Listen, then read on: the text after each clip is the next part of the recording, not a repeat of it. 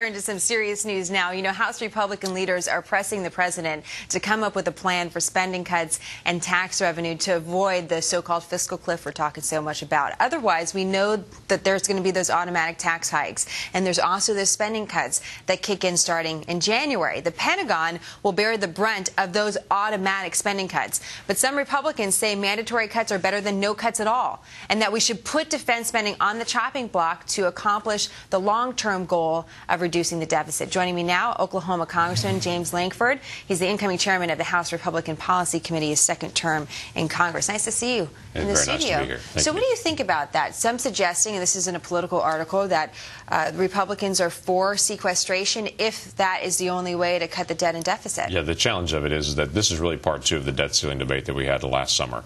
We said we have to reduce spending. And so we wanted to have a strategic plan to reduce the spending. In fact, the House passed that plan in May and waited since May for the Senate to pass something back. Well, we had an outline plan. Here's how to reduce spending. We have no answer from them. The sequestration was the last resort to say we have to do it.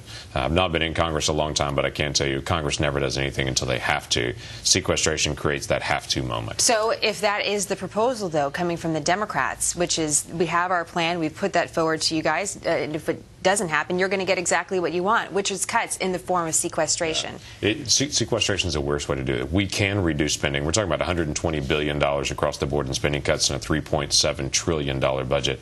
We can reduce our spending by $120 billion. The worst way to do that is just an across-the-board cut in all of our discretionary. It just happenstance. There are lots of areas of waste, but just to cut everything across the board on it's the worst way to do it. So how would you approach defense spending, though?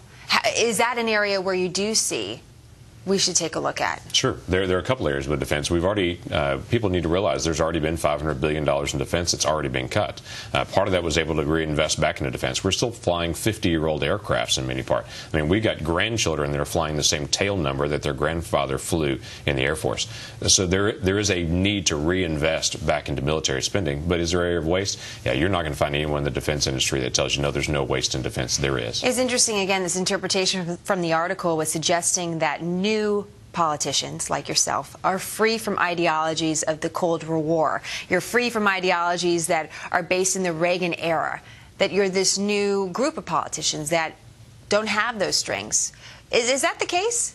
No, what's interesting is I'm 44 years old. I grew up out of high school in the Reagan era. And so that is actually my impression of conservatism and dealing with taxes with a strong defense, dealing with solid family-oriented fiscal and social policies. So this is not anti-defense. This is just anti-waste. There are areas of waste that we need to focus in on. The president's trying to solve the fiscal cliff. We're trying to solve the debt and the deficit. You know, the folks that are trying to negotiate the fiscal cliff, I don't have to tell you this, have been in office much longer than you. Right. But you have a fresh look at things.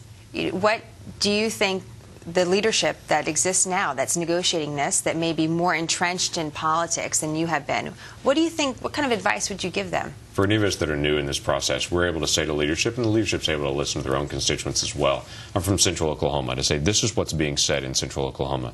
And the key thing that keeps coming up over and over again is we have to deal with our debt and our deficit. So we hear the noise of that maybe closer to the ground, and that's a good thing to be able to share. When you've got $1 trillion of overspending, we've got to deal with $1 trillion of overspending. And you signed up for a second whirl at this, huh, Congressman? You came in fresh 2010, and here you are again. Yeah, there are still a few problems still left to resolve, so let's get on with them. Well, we look forward to talking to you about them in the next couple of years. Thank you. Congratulations on the second term. Thanks for coming into the studio Thanks. as well. Appreciate it. John?